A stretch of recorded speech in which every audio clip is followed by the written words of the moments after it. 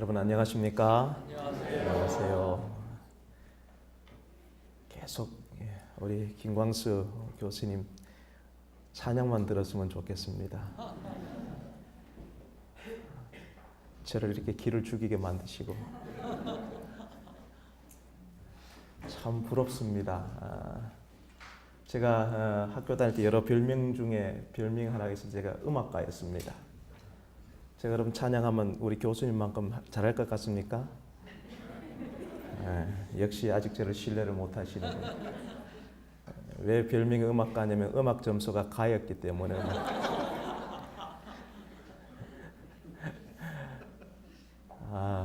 너무 아름다운 또 찬양 또 아름다운 분들을 이렇게 다시 만날 수 있게 돼서 진심으로 감사하고 여러분 환영합니다. 네. 특별히 오늘 이 귀한 잔치마당에 오신 우리 김병모, 우리 정순애님, 또 정병환님, 또 심태연, 박미영, 우리 박정민, 우리 한산중학교에 새롭게 입학한 우리 자녀들의 어머니 되시는 분들 진심으로 환영합니다. 특별히 또 우리 김승식, 김나윤 이렇게 어제도 오셨고 오늘 또 오셨게 됐는데 진심으로 환영합니다.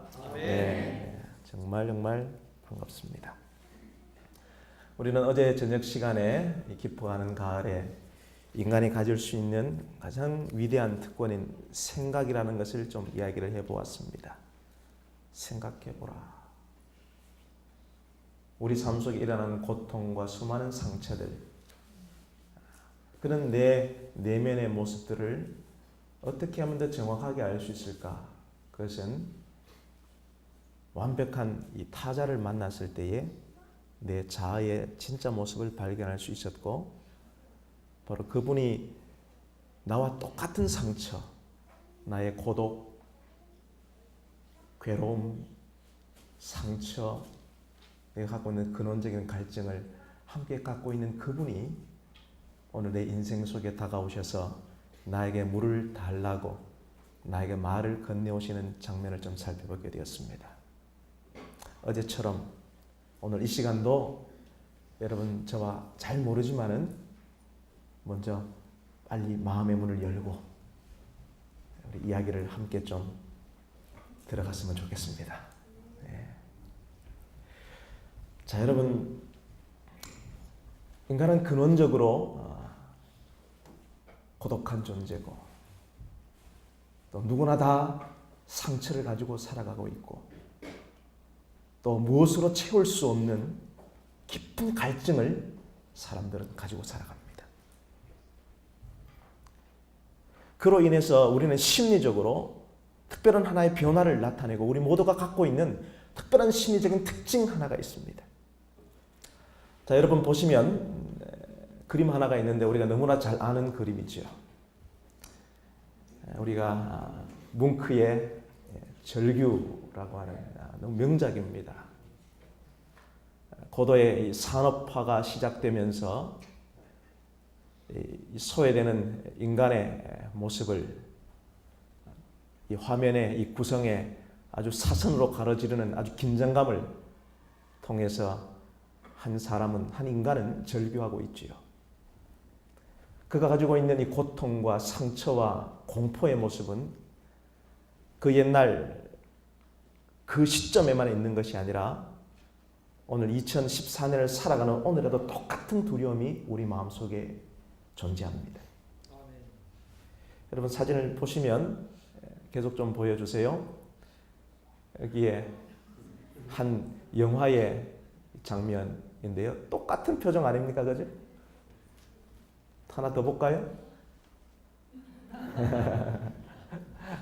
Home Alone. 부모가 없는 집에 혼자 떨어진 아이의 그 공포는 이 에르바르트 뭉크의 이 절규와의 표정과도 아주 흡사합니다.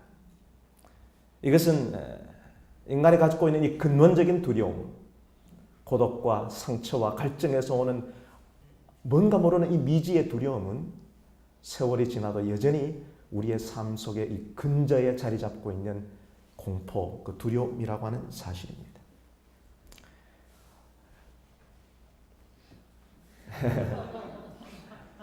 제가 결혼할 때 IMF가 터졌는데요. 경제적인 쇼크, 뉴욕발 증시의 이 쇼크로 인해서 여러분 경제적인 이 공포. 제가 결혼식을 하고 1월 11일에 결혼했는데 신혼여행을 가려고 하니까 저희 아버지가 목사가 될 사람이 전 국민이 경제적인 고통에 시달리는데 무슨 신혼여행이냐. 그래서 제가 말씀에 순종하여 결혼식 마치고 일요일 오후에 친구들과 함께 설악산에 갔습니다. 참, 그 IMF가 얼마나 고통스러웠습니까? 그죠? 우리 어르신들 다 경험하셔서. 그래서 저는 저희 집 사람에게 신혼여행도 한번 같이 못 간 참 죄인으로 낙인이 찍혔습니다. 아주 공포죠, 공포. 미국의 대경제 공황 시절에 미국의 리더십을 이끌었던 루즈벨트 대통령은 이렇게 말했습니다. 우리가 두려워해야 할 사실은 어떤 경제적인 두려움, 정치적인 위기가 아니라 우리가 진짜 두려워할 한 가지는 두려움 그 자체라 그랬습니다. 우리의 삶 속에 두려움이라는 그 공포의식이 몰려오면 우리 인간 모두는 그 두려움 때문에 상상치 못할 다른 여러 가지 많은 반응들이 오게 되는 것입니다. 그 심리적인 두려움, 그것을 우리가 경계해야 할 것이라고 우리가 생각하는 것이지요. 그래서 제가 얼마 전에 나가서 시내에 있는 한 장면을 사진을 좀 찍어 왔습니다. 보세요. 우리 여기에는 우리 학생들이 어린 친구들이 없지만은 시내 나갔더니 우리 어린 학생들이 저렇게 점집 앞에 줄을 서고 있어요. 미래에 관한 두려움이죠. 내가 어떻게 될까?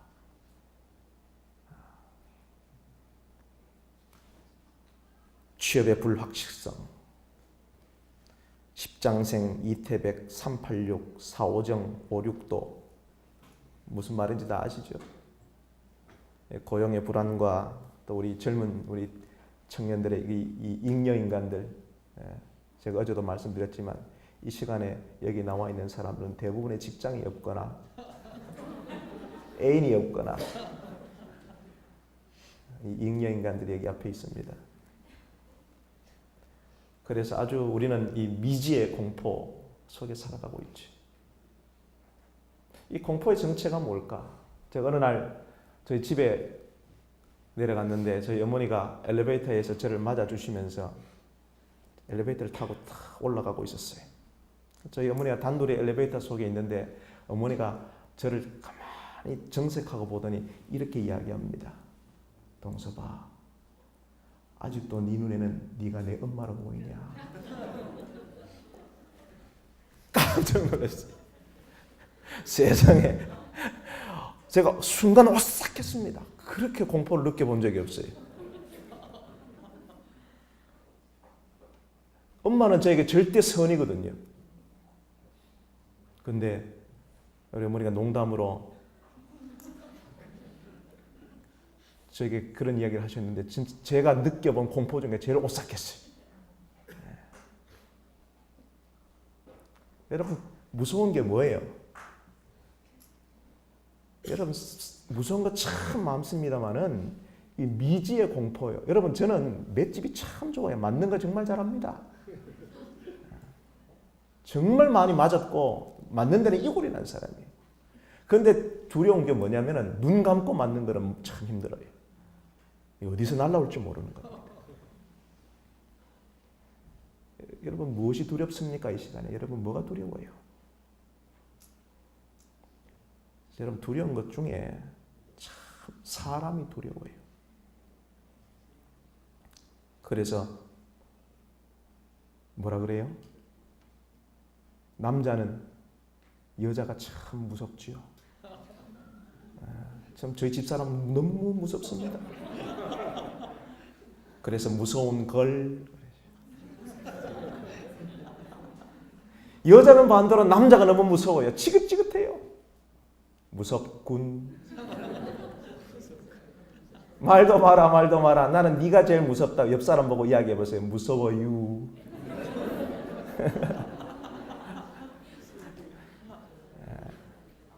남학천 장수는 비가 무섭죠. 오늘 비 오는데 무섭지 비. 아니야. 모든 게 다 무서워. 무섭다.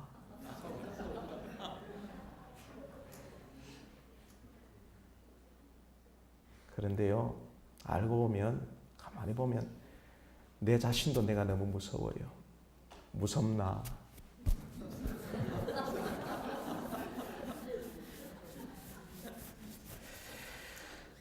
여러분, 참 무서운 거 세상에 많죠. 오늘 이 시간에도 제가 무서워서 저 구석에 숨어가지고 저를 보는 분들도 있습니다. 자, 여러분, 우리 갖고 있는 이 인간의 근원적인 공포, 이 두려움의 정체에 관해서 우리가 좀 살펴보기를 원합니다. 여러분, 성경을 좀 살펴보시고 요한복음 6장입니다. 요한복음 6장 16절부터 21절까지의 장면을 제가 좀 받들어 읽어드리겠습니다. 성경에 있으신 분은 찾으시고 없으신 분은 좀 들어보십시오. 저물매 제자들이 바다에 내려가서 배를 타고 바다를 건너 가버나움으로 가는데 이미 어두웠고 예수는 아직 저희에게 오시지 아니하셨더니 큰 바람이 불어 파도가 일어나더라. 제자들이 노를 저어 10여리쯤 가다가 예수께서 바다 위로 걸어 배에 가까이 오심을 보고 두려워하거늘 가라사대 내니 두려워 말라 하신대. 이에 기뻐서 배로 영접하니 배는 곧 저희의 가려던 땅에 이르렀더라. 자, 여기 오늘 한 장면 속에 아주 두려워하는 인간의 실존들이 있습니다. 갑자기 큰 광풍이 일어난 것입니다. 이 상황은 이스라엘의 갈릴리라고 하는 바다가 있는데, 호수가 있는데, 그 호수는 이 아열대성 기후의 이 뜨거운 따뜻한 온도의 바다였습니다. 바로 그 위에 헬몬산이라고 하는 해발 2760m 이 만년설에서 녹아내리는 그 물줄기가 타고 내려와서 가이사랴 필리포를 지나서 이 갈릴리의 이 아열대성 기후의 바다와 만나면, 접촉하면 찬 물과 따뜻한 물이 만나면서 경랑이 일어나는 것이죠. 풍랑이 일어나는 것입니다.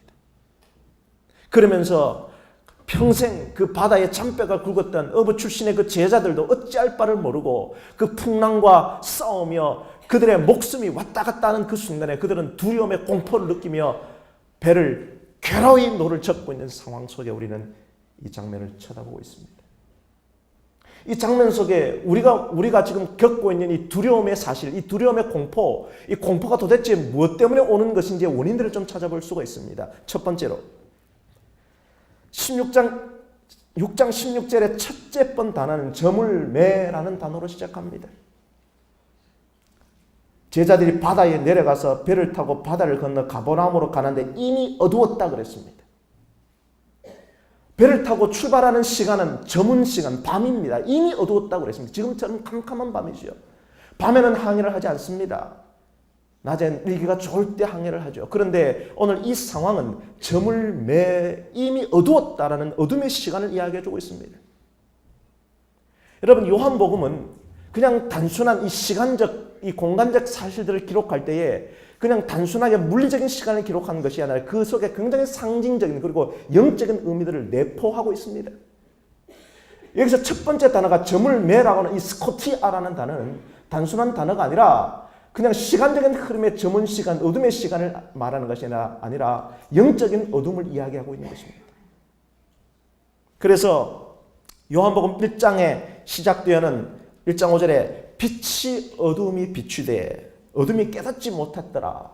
즉 요한은 빛과 어둠 이것을 대비적으로 끝까지 이야기하면서 빛과 어둠의 상황, 밝은 빛과 캄캄한 어둠의 상황을 영적으로 대비하고 그 속에 영적인 깊은 진리를 담으려고 노력했습니다. 그래서 여러분 아시는 것처럼 예수를 배반했던 가룟 유다는 그 마지막 날 밤 만찬의 장에서 예수와 함께 있다가 예수를 팔 결심을 한 상황을 하고 나갔을 때 요한은 그 장면을 가룟 유다가 나갔더니 이때가 밤일러라 라고 기록하고 있습니다. 이 유다의 심리적인 상황, 영적인 상황이 밤 어둠이라고 성경이 기록하고 있습니다. 한 사람이 있었습니다. 그의 이름은 니고데모. 그는 랍비였습니다. 산헤드린 회원이었습니다. 젊은 똑똑한 관원이었습니다. 이름 자체가 니코데모, 니코. 저희가 어릴 때에 가장 신고 싶었던 신발이 나이키입니다. 나이키. 얼마나 신고 싶었는지 엄마한테 사달라고 울며 불며 떼쓰다가 엄청 두드려 맞았습니다. 그래서 안 돼서 하얀 새 고무신에 제가 나이키를 그려서 갖고 신고 다녔습니다. 승리, 얼마나 잘 나가 보이는지요. 그게 바로 이 니코입니다. 데모, 사람들 속의 승리자, 이름 자체가 승리자예요. 그는 국회의원, 산헤드린 회원이었습니다. 랍비였습니다. 바리새인이었습니다. 잘 나가는 모든 사람이었습니다. 그가 당당하게 그의 마음속에 영적인 의문이 들어서 예수님을 찾아왔지만 그가 찾아온 그 시간은 밤이라고 성경은 기록합니다. 그런데 우리가 어제 저녁에 살펴봤던 여인, 남편이 5이 있었지만 현재 있는 남편도 지 남편이 아닌 삶이 너무 고독하고 상처가 많고 깊은 갈증으로 우물에 물을 뜨러 나오는 그 여인을 예수님이 만난 그 시간을 성경은 제6시 정오라고 기록합니다. 즉 우리가 인생을 살아갈 때에 자기가 아무리 잘났고 아무리 자기가 멋진 인생을 산다 한들 예수님 없는 인생은 영적으로 밤을 이야기하고 있는 것이고 예수님을 만난 그 시간은 대낮 같은 정오라고 성경은 기록하고 있는 것입니다. 오늘 우리가 읽은 이 장면, 풍랑이 일어난 그 장면, 두려움 속의 그 장면은 단순한 상황이 아니라 첫 번째 단어 저물매라는 단어를 통해 이 상황은 그냥 단순한 시간적인 어둠이 아니라 영적인 어둠, 영적인 두려움이라는 사실을 성경은 기록해주고 있습니다. 소위 계몽주의 시대가 끝나고 오늘날의 시대를 열린 세계관의 시대라고 이야기합니다. 과학의 발전을 통해서 수많은 사람들은 영적인 것들이 없다고 생각했습니다. 귀신이 없다고 생각했어요. 그런데요, 시간이 지나고 아무리 시간이 지나도 21세기를 살아갈 때 우리가 눈에 보이는 부분과 눈에 보이지 않은 영적인 세계가 있다는 사실은 더욱더 확실한 것입니다. 그래서 성경은 기록합니다. 우리의 씨름은, 우리의 싸움은 혈과 육에 관한 것이 아니요 정사와 권세와 이 어둠의 세상 주관자들과 하늘에 있는 악한 영들에 관한 싸움이라고 성경은 기록하고 있는 것이지. 오늘 우리의 마음속에 무엇이 두렵습니까? 어떤 두려움이 여러분을 사로잡고 있는지요? 그것은 여러분도 모르지만은 우리의 삶 속을 둘러싸고 있는 영적인 두려움, 영적인 어둠의 세상 속에 우리 모두가 놓여 있다는 사실을 깨달을 필요가 있다는 것입니다. 영적인 두려움. 두 번째로 17절. 왜 우리가 두려울까요? 우리 인생이 왜 두려움의 연속일까요? 예수는 아직 저에게 오시지 않았다고 이야기하고 있습니다. 그렇습니다. 우리의 삶 속이 늘 긴장과 염려와 평안을 얻지 못하고 두려움의 연속이라면 오늘 우리의 삶을 다시 한번 점검해 볼 필요가 있는데 우리의 인생의 배에 예수님이 아직까지 오지 않았다는 것이. 내 삶 속에 예수님이 없다면 여러분의 삶은 끊임없이 두려움의 연속 그 선상에 놓여 있다는 사실을 기억할 필요가 있는 것입니다. 그래서 이 성경절은 우리의 상황을 더 자세하게 기록해 주고 있습니다. 19절에 제자들이 노를 저어 10여리쯤 갔습니다. 즉 예수님이 배에 있지 않습니다. 예수님의 인생 속에 있지 않아요. 내 삶 속에 있지 아니합니다. 그래서 내가 열심히 노를 저어서 가봤자 그 풍랑 속에서 큰 파도 속에서 배는 10여리쯤 갔다고 이야기하고 있습니다. 이 겟네사렛 호수, 이 갈릴리 호수는 지름이 8km입니다. 그런데 여기 있는 단위로 10리면 몇 킬로입니까? 우리 어르신들은 잘 아시죠? 4kg입니다. 즉 여러분 아무리 여러분의 인생의 노지를 잘해요. 나는 경제적으로 부유하고 재능도 있고 기술도 있고 내 인생은 잘 핸들링한다고 생각하고 열심히 노를 젓고 풍랑을 헤쳐나가 봤자 예수님이 여러분의 삶 속에 있지 아니하면은 그 풍랑에 밖으로 빠져나가는 것이 아니라 8km 지름의 호숫가의 가장 정중앙 문제의 중심부로 들어가는 것이죠. 그것이 두렵습니다. 아무리 내가 해결하려고 하고 내 행위로 내가 무엇을 지켜서 율법을 지켜서 이 문제를 해결하고 노력해봤지만은 그 문제를 해결하는 것이 아니라 문제의 중심부로 자꾸 들어가는 모습을 통하여 저는 두려움을 느끼는 것입니다. 저는 참 기계를 잘 못 다뤄요. 제가 이렇게 컴퓨터를 다루는 것만 봐도 참 신기합니다. 태생이 촌놈이라 기계는 참 싫어요. 어릴 때 집에 시계가 고장나서 시계를 고쳐보려고 제가 풀어놨다가 풀면 풀수록 점점 미궁 속으로 빠져들고 다시 조립할 수도 없고 이게 우리 인생이지. 세 번째로 왜 우리 인생이 두려울까요? 이 장면을 같이 설명해주고 있는 병행절인 마태복음 14장에는 오늘 왜 이 밤에 이미 날이 저물었는데도 불구하고 항해를 했는가의 그 배경 설명이 나옵니다. 왜 이 밤에 제자들은 배를 타고 항해를 했는가? 그것은 예수님께서 명령하셨기 때문입니다. 바로 그 전 장면은 성경의 유명한 장면입니다. 오병이어의 기적이 있습니다. 떡 5개와 물고기 2마리를 통해서 5,000명을 먹였어요. 그 5,000명은 그때 당시에 사람의 숫자를 세는 성인 남자만의 숫자를 세었습니다. 즉 실제로는 2만 명 이상의 큰 군중을 떡 5개와 물고기 2마리로 먹인 엄청난 사건이 일어납니다. 그때 예수님을 따르던 그 제자들의 마음속에는 큰 흥분이 일어났습니다. 예수님을 왜 따랐습니까? 그때는 로마의 압제의 시대를 당하고 있었습니다. 팍스 로마나 전 세계 로마가 전 세계를 제패하고 있을 때에 이스라엘이 거기에 독립하지 못하고 속국으로 있을 때에 그들의 마음속에는 메시아의 열망이 일어났습니다. 우리를 독립할 구원자가 필요했습니다. 그들은 예수님을 젊은 선지자를 따라다녔습니다. 예수님 따라다니면 결국 무슨 일이 일어날 것이고 결국 내가 그 큰 쿠데타가 일어나면 나중에 내가 한 자리 할 거라고 생각했어요. 예수님께서 처음 이 땅에 생애를 시작하실 때에 40일 동안 금식을 하고 시작했습니다. 그 금식할 때 사단이 마귀가 와서 예수님을 홀렸지요. 시험을 들게 했습니다. 이 돌들로 뭐가 되게 하라고요? 떡덩이가 되게 하라고요. 그때 예수님께서 하나님의 말씀을 통하여 그 사단의 유혹을 물리쳤습니다. 그때 성경은 사단이 얼마 동안 떠나니라 그랬습니다. 우리 인간의 마음속에 있는 욕망이 있습니다. 그 욕망을 사단은 오늘 이 시간 끊임없이 부채질하고 있지요. 얼마 동안 떠나 있다가 오병이어의 기적이 일어나는 그 순간 사단은 슬그머니 다가온 것입니다. 그리고 제자들의 마음을 부추기고 있는 것이지요. 그래, 이 엄청난 사건 앞에서 이 5,000명을 엄청난 군중을 공짜로 먹이는 지도자를 보라고 이 지도자를 따라가면 결국 너는 무엇인가 한 자리 할 수 있을 것이라고는 그 욕망을 부추기고 있는 사실 속에서 예수님은 경계하시고 그 자리를 바로 떠나라고 명령하신 것입니다. 그리고 그들은 그 밤에 배를 타고 예수님의 명령에 순종하여 배를 타고 떠난 것입니다. 여러분, 우리의 삶 속에 왜 두려움이 있나요? 예수님 믿고 예수님 말씀에 순종해도 여러분 우리의 삶 속에 풍랑이 찾아옵니다. 하나님 믿어도 건강에 손해 당합니다. 하나님 교회에 다 나와도 암 걸려요. 하나님 믿어도 경제적인 위기가 닥쳐옵니다. 하나님 믿어도 자녀가 대학에 떨어져요. 여러분, 예수님의 명령에 순종했다니까요. 이 여행을 제안하신 분이 예수님 아닙니까?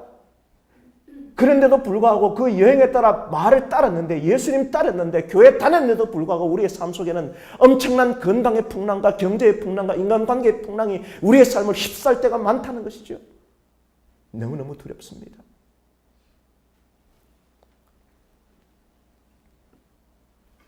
나는 예수님 믿고 살았는데 예수님 믿어가지고 복받은 것보다 예수님 믿고 손해받은 게 더 많아요. 군대 가서 안식일 지키겠다고 이야기했더니 미친놈 쳐다보더라고. 얼마나 때리든지요. 참 제가 때리기 좋게 생겼나 봐요.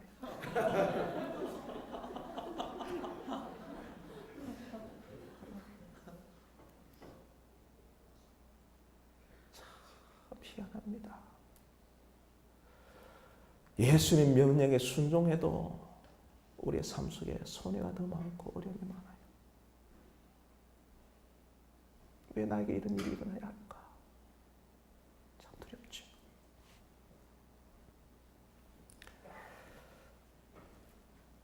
마가복음 6장을 보면 이 장면을 또 설명하는 장면이 똑같은 상황을 설명하는 마가는 그 예수님이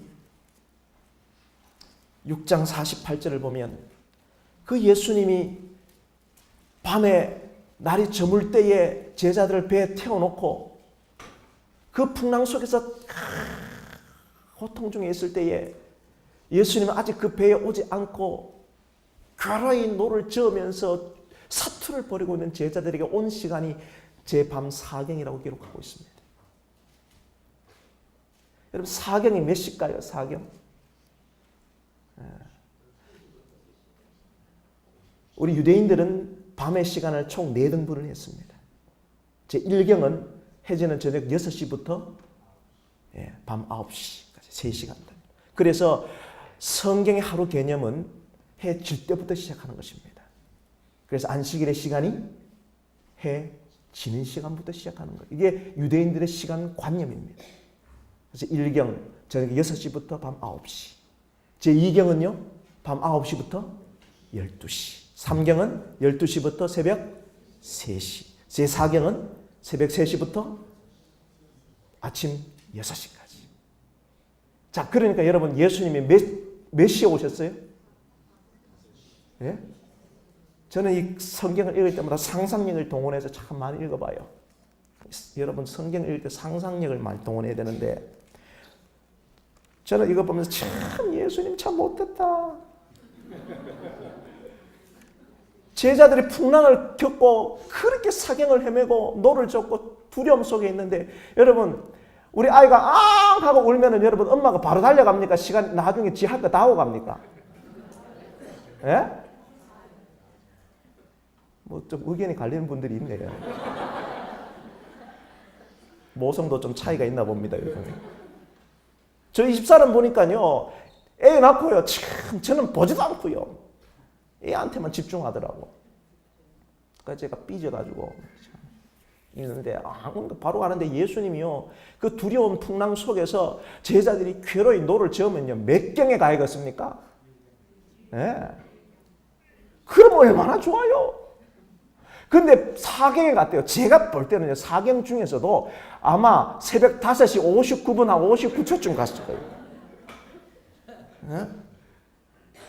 참 못됐어요. 예수님 보면은 하나님 좀 내가 좀 필요한 시간에 좀 오면 안 됩니까?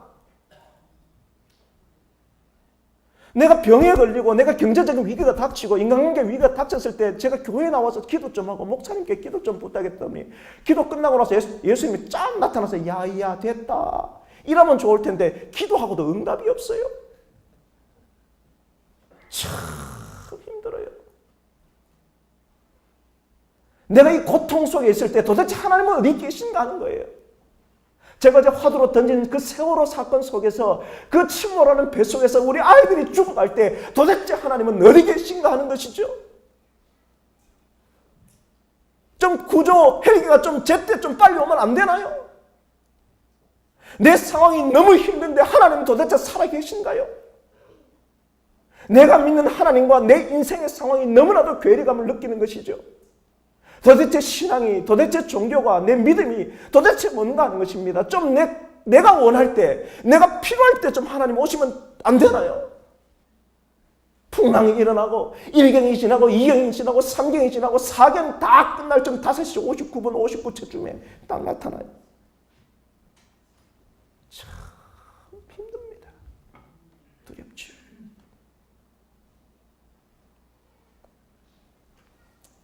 자, 여러분 사진을 보시면은 제가 그림 하나를 보여드린 게 있는데 이 그림은 이 빛의 화가 이 렘브란트가 그린 가늠하다 현장에 잡힌 여인이라고 하는 제목의 그림입니다.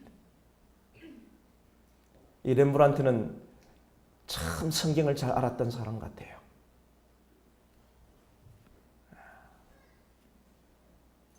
빛을 통하여 이 성경의 메시지를 아주 정확하게 이야기해주고 있죠.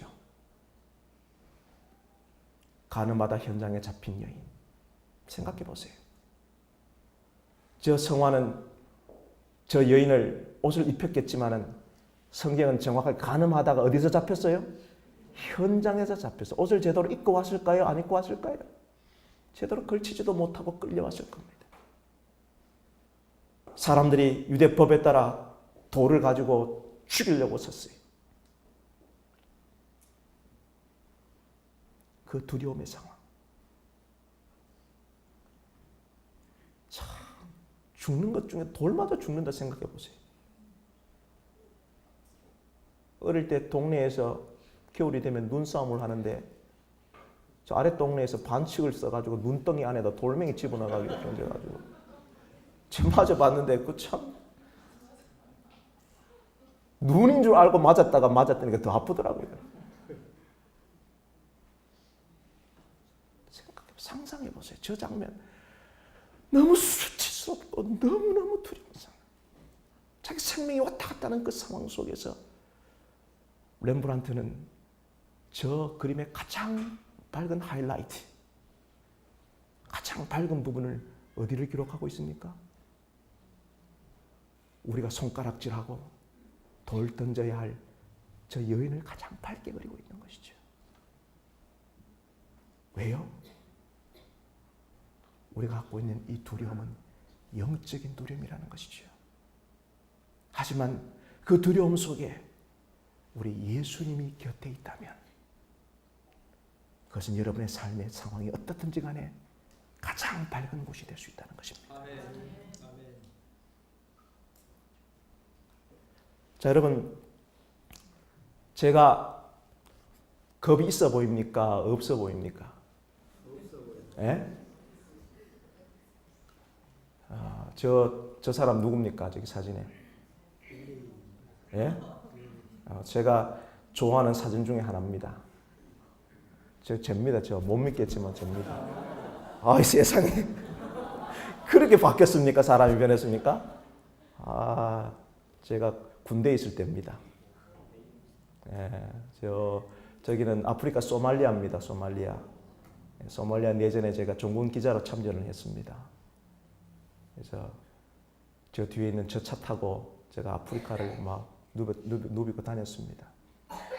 그때 당시에 저 앞에 있는 저 사진이 그때 당시에 퓰리처상을 받았던 제가 찍어서 저 사진을 상을 받았으면 좋겠는데 저는 그 정도 능력은 없고 그러니까 구호기구에서 밥을 주고 배급을 주러 가는 그 배급 타러 가는 길에 저 아이가 너무 배가 고파서 가는 길에 지쳐서 쓸어 앉아서 주저앉아 있는 거예요. 그걸 갖다가 주고 가는 것을 잡아먹으려고 뒤에 독수리가 기다리고 있는 겁니다. 참 비참한 제가 우리 어르신들은 6.25 경험했지만요. 제가 이 젊은 나이지만 제가 전쟁을 경험한 사람입니다. 참 전쟁은 정말 비참합니다. 특별히 어린 아이와 여자들에게는 전쟁이요. 기가 막힌 일이에요. 아이들이 먹을 것이 없어서요. 길가에 가면 이 잡초 풀들이 납니다. 먹을 것 없이 그거 뜯어먹어요. 그거 뜯어먹으면 2-3시간 씹다 보면은 그게 환각작용을 일으킵니다. 배고픔을 잊는 거죠. 눈이 벌게 가지고 돌아다닙니다. 미쳐서 돌아다니는 거예요. 여자아이가 11, 2살, 3살짜리가 있고 남자아이가 7살, 8살짜리가 같이 다닌 거면 백발백중으로 뭐냐면은 어린 아이는 남동생은 호객행위를 하는 것이고 그 누나는 몸 파는 거예요.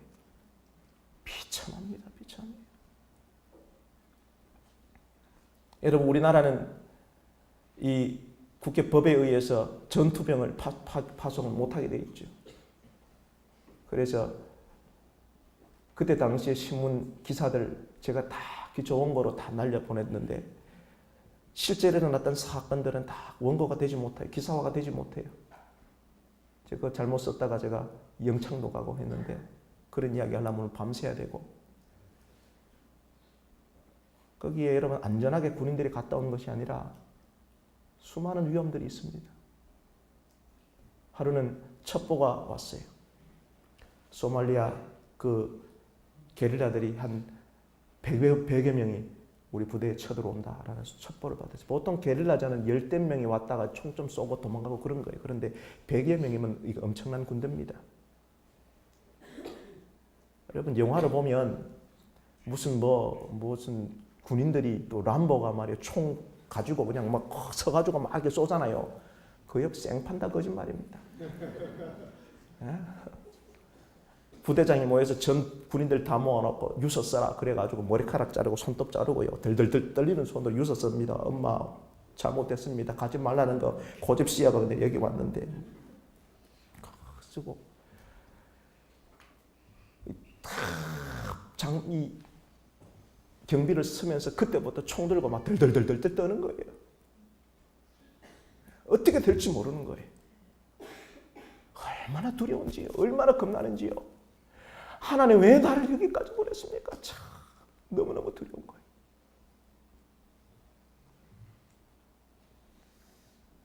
여러분 두려울 때 어떻게 해야 돼요? 여러분 이 두려움을 이기는 방법이 있어야 될 거 아니에요?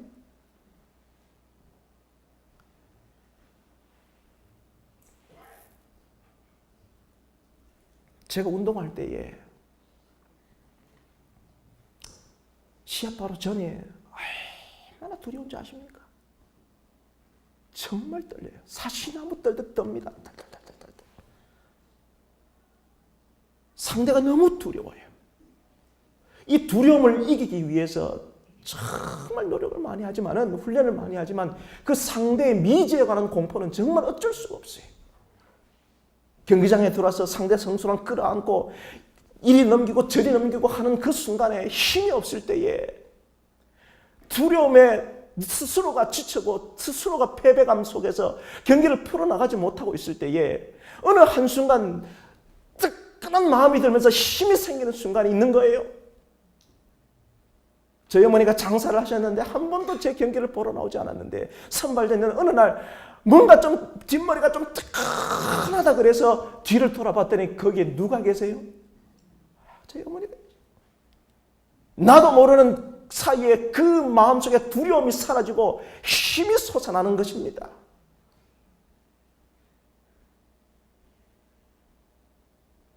어제 저녁 시간에 그 외롭고 그 상처받고 갈증난 여인이 내가 무엇을 통해서 그것을 해결하기 위해서 두레박을 가지고 우물을 푸고 퍼서 마시고 그 목마른 갈증을 아무리 해결해봤자 그 해결은 해결되지 않는 것이죠. 금방 다시 목마릅니다. 그때 예수님이 그 곁에 오셔서 내가 그러라. 오늘 여러분 만나서 제가 이야기하고 싶은 것은 교회 다니라는 이야기가 아니라 종교를 믿으라는 이야기가 아니라 예수님 그분의 인격을 개인적으로 만나라고 하는 이야기입니다. 내가 바로 그야. 내가 필요한 그분이 여러분의 삶에 오면은 그 모든 것들이 해결된다니까요. 제가 참 좋아하는 사진 하나가 더 있는데 이 사진입니다. 이 사람이 누굴까요? 저희 어머니입니다. 저희 어머니 보셨어요?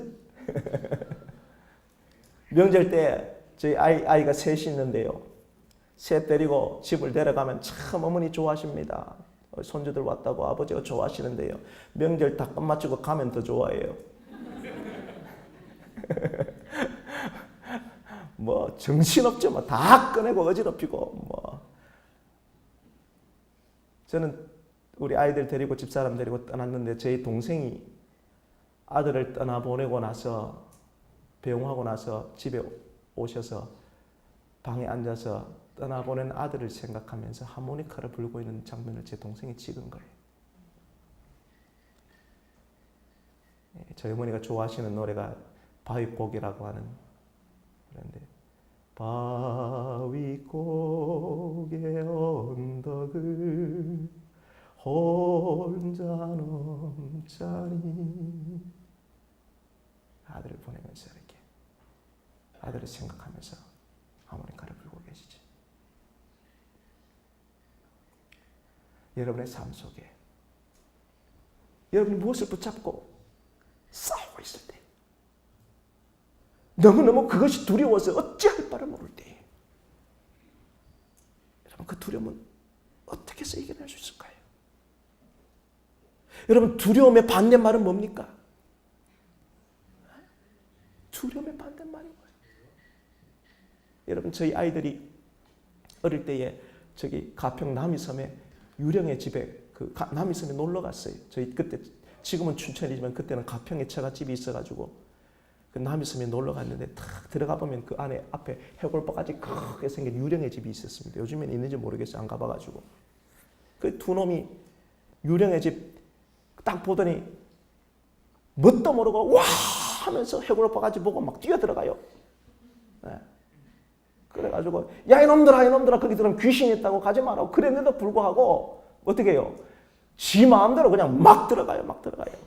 그래가지고 아니나 다를까 들어가다 우리 어릴 때 유령의 집에 가보면은 첫 들어가자마자 뭐 나옵니까?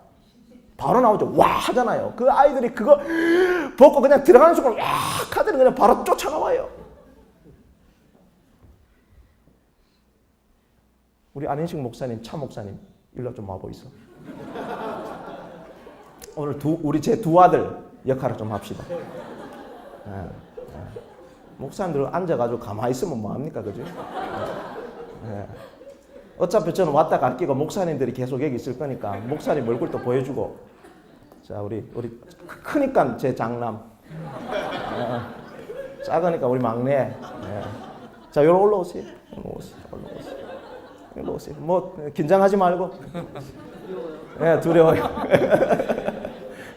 자, 그래가지고 얘들이 하더니 돌아와가지고 제 이 다리 밑으로 우리 장남은 이 다리 잡고 무릎 꿇고 잡고 자 우리 둘째 아들 이거 잡고 아빠 하고 저기 매달리는 거예요. 네? 매달리는 게 좀 시원찮습니다. 네. 자 다시 원위치. 네. 여러분 그래 제가 어떻게 했겠습니까? 어떻게 했겠어요? 예? 치아라 이놈들아. 안 무섭다며. 아빠 말 안 듣고 갔으니까 너 알아서 해라. 그랬겠습니까? 아니죠. 어떻게 했겠어요? 이 두 아이를 어떻게 했습니까? 그냥 제가 한마디 안 하고 착히 알았어요. 여러분 이 두 목사님에서 박수 좀 줍시다. 네. 너무 잘생기셨죠, 그죠? 네. 좀 말씀에도 능력에도 탁월한 목사님들이십니다. 정말 제가 좋아하는 목사님들이십니다. 여러분 두려움의 반대말은 뭘까요? 담대함? 용기? 자유함? 아니요. 여러분 참 재밌는 게요. 성경에 보면 다윗과 골리앗 이야기 아시죠? 이 조그만 다윗이 골리앗을 만나서 싸우는데요. 뭐 들고 갔습니까? 예? 사울 왕이 갑옷 좋은 거 무기 줬는데도 뭐 다 필요 없다 생각하고 그 양치는 지팡이하고 물맷돌 들고 갔어요. 참 여러분 그거 교만한 거예요? 겸손한 거예요? 예? 예? 성경에 보면 교만한 것처럼 보이지만 겸손한 게 있고 겸손한 것처럼 보이지만 교만한 게 있거든요. 제가 처음 목회를 나가는 것이 부산중앙교회 부산역 바로 앞에 그 영주동에 이 3만리 동네의 그 교회예요. 저희가 그 전도사님 우리 전도사님 사택이 어제 물어보니까 원룸 사나 그랬더니 투룸 산대요. 참 부럽습니다. 제가 신혼집 살았다니까 5평도 안 되는 그 옥탑방에 살았어요. 냉장고 그 작은 냉장고 들어가지도 않아가지고 제가 작년까지 썼는데 그거를 그 좁은 방에 사는데 이제 신방을 나가잖아요. 나가는데 부산에 있는 우리 한 집사님 댁에 갔는데 참 아파트 참 60평 아파트라는데 복층 아파트예요. 참 희한하대. 그 층을 나누는 그 층 중간에 공간이 뭐냐면은 어항. 물고기가 막 훅 지나가요. 막 천정을 봐 이렇게 지나가고 2층에 올라가면 바닥에 그냥 막 물고기가 왔다 갔다 하고. 그래서 참 상다리가 부러져 놓고 새롭게 전도사님 왔다고 차려놓고 이야기합니다. 아이고 목사님 차린 게 없어서 이렇게 누추한 곳에 오셔서 참 그 60평 아파트가 누추한 곳이면 우리 집은 뭐 개집 많은 거 못한데 예? 여러분 우리가 요즘 대접을 잘 받고 있는데 차 차려놓고 뭐라고 이야기합니까? 차린 게. 여러분 그 겸손이에요, 교만이? 겸손입니까, 교만입니까? 예, 물론 본인은 아니겠지만은 여러분 우리 삶 속에 교만처럼 보이는 겸손도 있고 겸손처럼 보이는 교만도 있단 말이에요. 여러분 다윗이 그 골리앗 장군 그 엄청난 중과부족의 대적을 향하여 나갈 때에 큰 창도 필요하고 칼도 필요하고 최첨단 무기가 필요한데 그거 다 버리고 물맷돌 5개 주워가지고 갔어요. 그거 교만처럼 보입니까? 겸손처럼 보입니까? 교만처럼 보여서 그 장형 엘리압이 예이놈 하고 혼냈잖아요. 네가 뭔데 우리 다른 사람도 아무도 안 되는데 네가 뭐냐 그렇게 나갔냐고 혼냈는데 성경에서 말하는 겸손은요 뭡니까? 성경에서 말하는 겸손은 잘 들으세요. 너는 칼과 단창으로 내게 오지만 나는 살아계신 만군의 하나님의 이름으로 가노라. 아멘. 이게 성경에서 말하는 겸손이에요. 아멘. 내 자신을 의지하는 것이 아니라 누구를 믿는 것이죠? 그렇죠. 하나님의 능력을 믿는 것. 그것을 성경에서는 겸손이라고 합니다. 그것을 적용해 보면 용기의 이 두려움의 반대말은 뭐예요? 담대함, 용기가 아니에요. 두려움의 반대말은 믿음입니다. 왜냐하면 용기의 근원은 내 안에서 나오는 것이기 때문에 처음에는 잘할 수 있다 생각하고 앞으로 나가지만은 그 근원이 내 자신이기 때문에 금방 사그라드는 것이지요. 하지만 믿음의 근원은 나에게 오는 것이 아니라 살아계신 하나님 앞에서 오는 것이기 때문에 그 믿음의 불길은 끊어지지 아니하는 것입니다. 하나님이 해주시는 것이지요.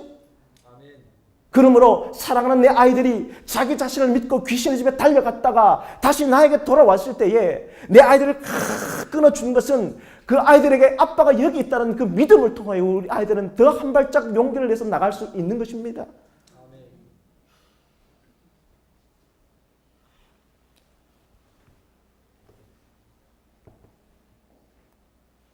그래서 오늘 성경에 예수님께서 드디어 그 배에 오셨어요. 그 두려워하고 있는 그 제자들에게, 그 두려움 속에 있는 제자들에게 하신 말씀이 뭔지 아세요? 바로 여기 있는 성경 말씀이에요. 내니 두려워 말라. 아멘. It is I. 어제 저녁에 그 사마리아 여인을 만난 그 예수님은 I am he. 내가 그라고. 두려움 속에서 여러분이 무엇을 해서 어디서 그 목마름과 갈증을 예루살렘에서 사마리아에서 그 종교적인 장소에서 얻는 것이 아니라 나를 만날 때에 그 안에서 영생토록 솟아나는 샘물이 나오는 것처럼 두려움을 이기는 방법은 어디서 해결을 하고 어떤 것을 해서 두려움을 해결하는 것이 아니라 누구를 만나느냐에 있는 것이죠. 내니 두려워 말라. 내가 여기 있다고.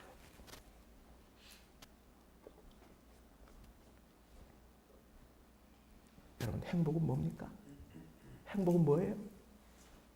행복은 여러분의 삶 속에 문제가 사라지는 게 행복이 아닙니다. 목사님 나에게 경제적인 문제가 사라지면 건강의 문제가 사라지면 인간관계의 문제가 사라지면 행복할 것 같아요. 착각하지 마세요. 마치 풍랑은 마치 파도처럼 한 문제가 다가오면 파도는 물러가고 또다시 다가옵니다. 인생의 문제는 끊임없이 우리의 삶을 이렇게 흔들고 위험하게 만들고 두렵게 만들죠. 여러분 행복은 문제가 사라지는 것이 아니라 문제가 있어도 그 문제 속에 예수님이 함께 계시는 것입니다.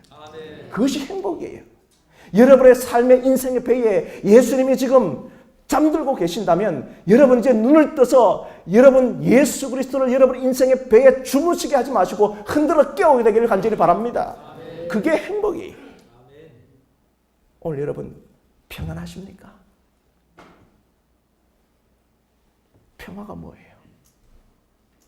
여러분 다 함께 눈을 한번 감아보세요. 평화가 뭘까? 평화는요 큰 바다에 풍랑이 입니다.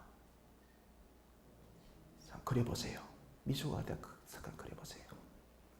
자, 거기에 가파른 절벽이 있습니다.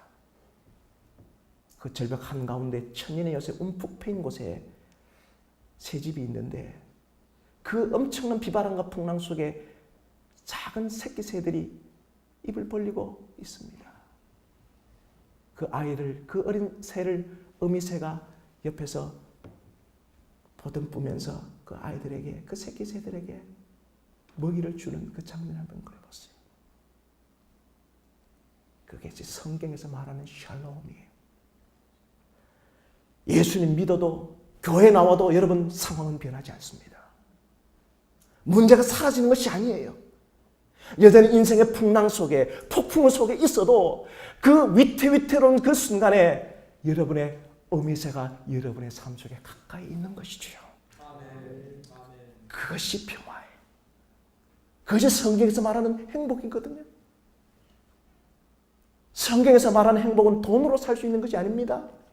어디서 오는 것이 아니라, 무엇을 사오는 것이 아니라, 내가 무엇을 해야 얻는 것이 아니라, 성경에서 말하는 행복은 내니 예수님 그 자체이신 그분이 나의 삶 속에 들어오셔서 나에게 에너지원이 될 때에, 영생하도록 솟아나는 샘물이 될 때에 그 안에서 자가 발전하는 거예요.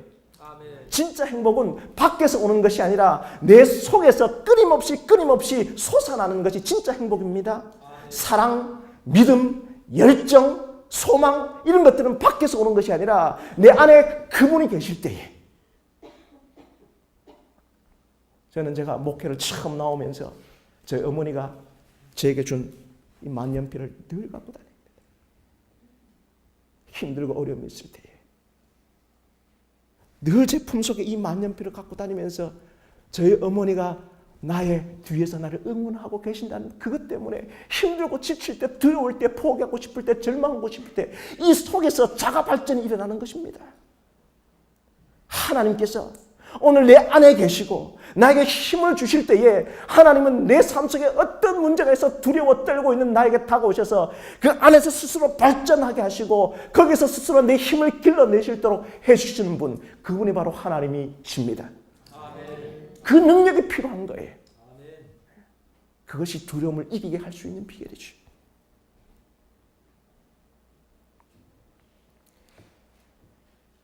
여러분, 제가 좋아하는 작가분 한 분이 계신데 그분이 바로 얼마 전에 돌아가셨죠. 최인호 씨입니다. 참 그 암투병기를 보면 참 감동이 되는데, 제가 좋아하는 여러 작품 중에서도 참 제가 젊은 날에 읽었던 작품 중에 하나가 길 없는 길이라고 하는 책이 있어요.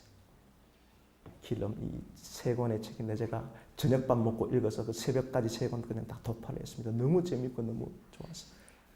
그 이야기는 구한말 시대의 이 불교의 우리나라의 아주 스승이었던 이 경어 스님, 경어 선사와 만공 스님의 일대기를 다룬, 원래 가톨릭 신자였지만 불교 구도 소설을 최인호 씨가 쓰게 됩니다. 그래서 그 스님들의 일대기를 쭉 쓰면서 길 없는 길이라고는 제목 속에 이 구도, 길을 찾는 그 길에 관하여 쭉 쓰면서 그 마지막 장면을 우리나라의 판소리 중에 심청전의 마지막 장면으로 끝나요. 왜 이 장면으로 끝났을까? 제가 의문이 들고 잘 이해가 되지 않다가 수년 전에 최인호 선생님이 살아계실 때에 신년 대담 프로그램에서 그 이야기를 하면서 제가 그렇게 깨달았어요. 그 이야기가 뭡니까? 심청전이 뭐예요? 심학교 신봉사가, 그죠? 이 메인 아닙니까? 그래가지고 제대로 아이를 부양을 못하는 거예요. 신세 한탄이 많아. 그래가지고 사랑하는 딸 청이를 제대로 길러지도 못하고 젖동량을 다니는 거예요. 그래서 그것이 불쌍했는지 모르지만 그걸 이용해가지고 누가 그 이름도 뺑덕음, 그죠?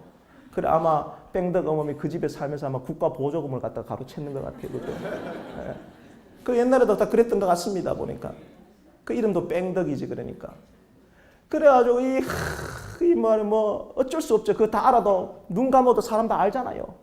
그 자기 온 때 오는 그거 보조금, 노인연금 다 빼돌리고 말입니다. 그래가지고 그 알아도 어떻게 합니까? 딸 키워야 되니까 그냥 눈 감았지가 눈 감은 처럼 사는 거예요. 그래 어느 날 장날에 자기가 또 신세 한탄이 식어서 술 한잔 마시고 돌아오다가 너무 신세가 처량하다가 비틀비틀 오다가 다리 밑에서 그냥 푹 떨어졌어요. 물에 콕 빠져가고 살려주시오. 물은 요거밖에 안 오는데 막 하는데 한 사람이 끌어내서 자기를 살려내는 거 보니까 시주 스님이 살려냈는데 그 스님 앞에서 자기 신세 한탄을 하는 거예요. 그 시주 스님이 아이고 보시오 양반아, 부처님한테 공양미 얼마 바치면 300석을 바치면 당신 눈이 뜰 수 있다고 그 말을 들은 거예요. 그래서 그래 그 말 그냥 흘려드렸지만은 눈 뜨고 싶어가지고 내가 눈 뜨면은 이 상황이 다 바뀌고 딸도 잘해줄 수 있고 그래가지고 집에 돌아왔는데 그때부터 마음에 끙끙 앓는 거예요.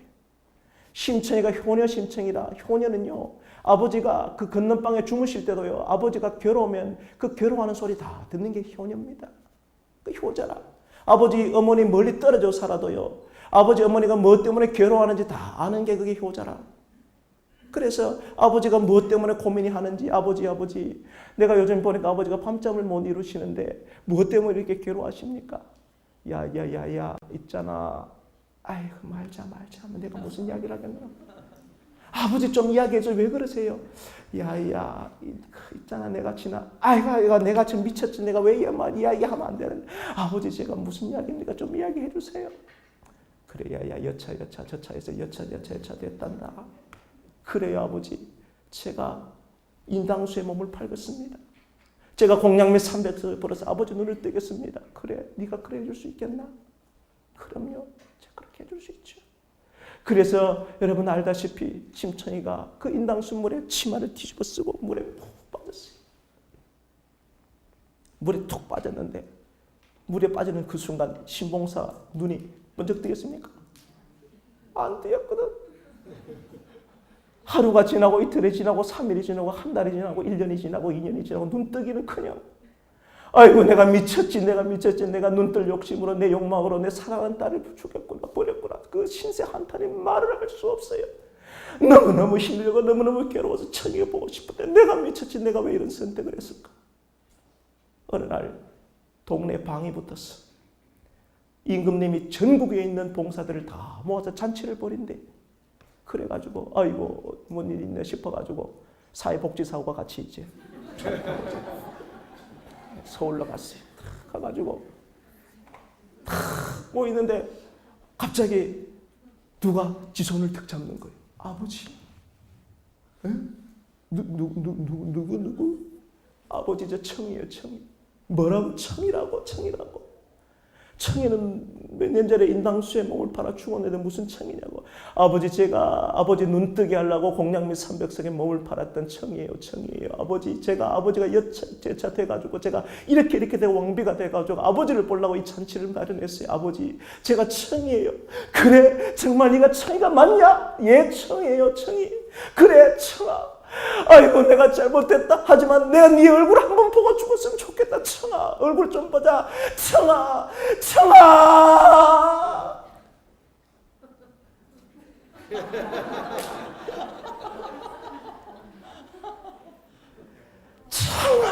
하는데 눈이 번쩍 떴어. 여러분 공양미 300석이 신봉사의 눈을 뜨게 했습니까?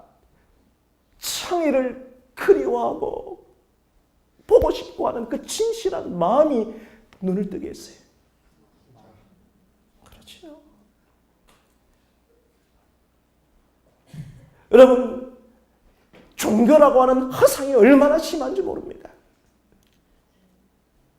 이 교회 안에도 허수가 있고 허세가 있고 얼마나 많은 허상들이 있는지 몰라요. 여러분 두려움을 이기기 위하여 어디서 어느 교회에 가면은 어느 종교를 믿으면 내 삶 속에 있는 이 근원적인 두려움을 해결할까? 공양미 300석이 여러분의 영적인 눈을 뜨게 하는 게 아니에요. 무엇을 해야 할까? 교회 열심히 나오고 300석 드리고 헌금하고 오체 투지하고 3,000배 절하고 그런 것들이 여러분의 영적인 눈을 뜨게 하는 것이 아니란 말이에요. 길 없는 길이란 말이에요. 그것은 길 없는 길이에요. 성경에서 예수님이 말씀하십니다. 내가 곧 길이요 진리요 생명이라고 말씀하셨습니다. 여러분의 삶 속에 어떤 두려움이 있나요?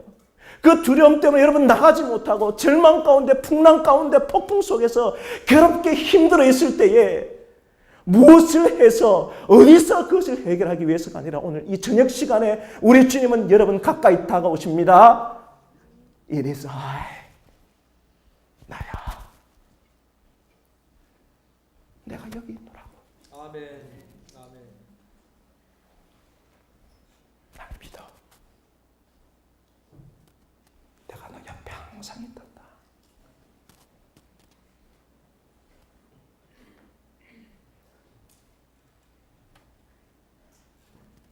제 인생이 그랬다. 너무 두려웠어요. 모든 것이 두려워서 제대로 할 수가 없었어요. 그때 내 마음속에 예수님이 저를 만나주셨고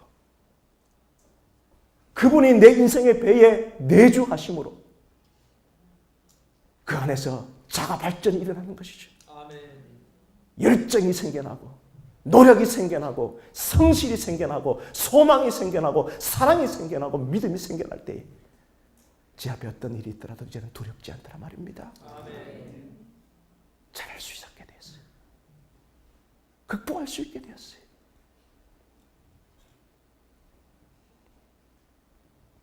오늘 이 밤에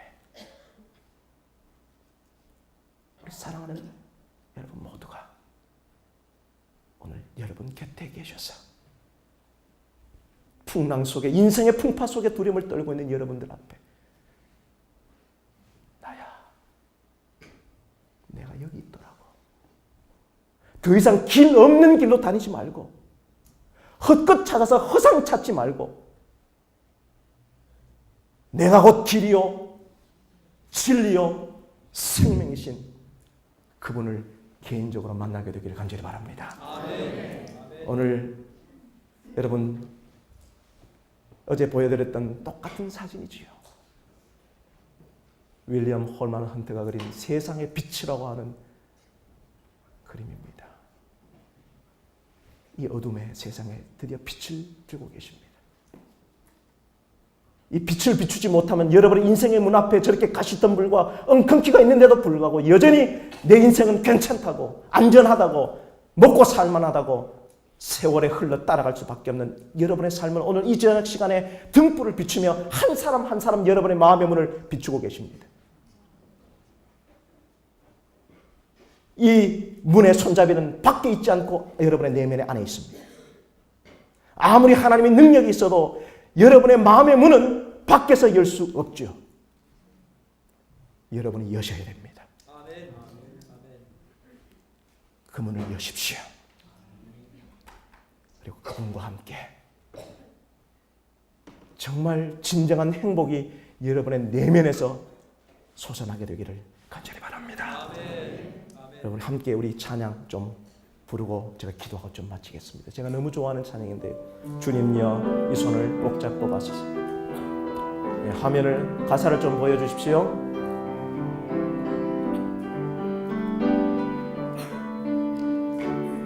주님여 이 손을 가사를 좀 보여주세요. 화면에 주님여 이 손을 꼭 잡고 가소서. 약하고 피곤한 이 몸을 폭풍의 감속 외치사 빛으로 손잡고 날 인도하소서. 인생이 힘들고 인생이 힘들 고난이 겹칠 때 고난이 주님여 날 도와주소서. 주님여 날 도와주소서. 외치는 이 소리 외치는 이 소리 귀 기울이시사 손잡고 날 인도하소서. 우리 우리 옆 사람 손을 잡고 불러볼까요? 주님여 이 손을, 주님여 이 손을 꼭 잡고 가소서. 약하고 피곤한 이 몸을 폭풍을 감소, 폭풍을 감소 외치사 빛으로 손잡고 날 인도하소서. 인생이 힘들고 힘들고 고난이 겹칠 때 주님여 날 도와 주소서. 외치는 이 소리 귀 기울이시사 손잡고 날 인도하소서.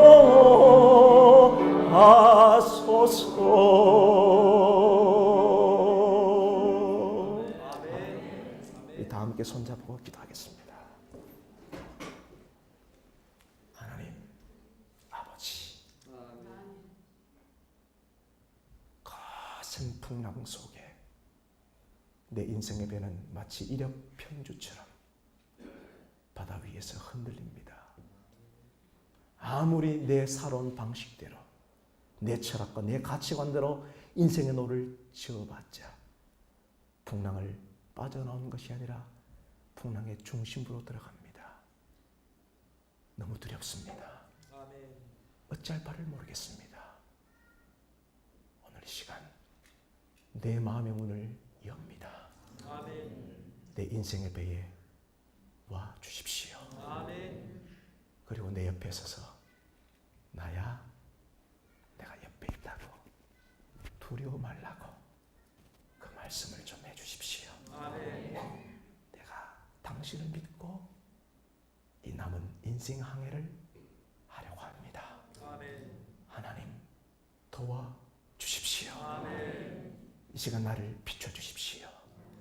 내가 얼마나 황폐한 삶을 살아가는지, 얼마나 창백한 인생을 살아가는지 나를 비추시고 오늘 내 모습을 보며 우리 하나님을 맞아들이게 도와주시옵소서. 사랑 많으신 예수님 이름으로 기도합니다. 아멘.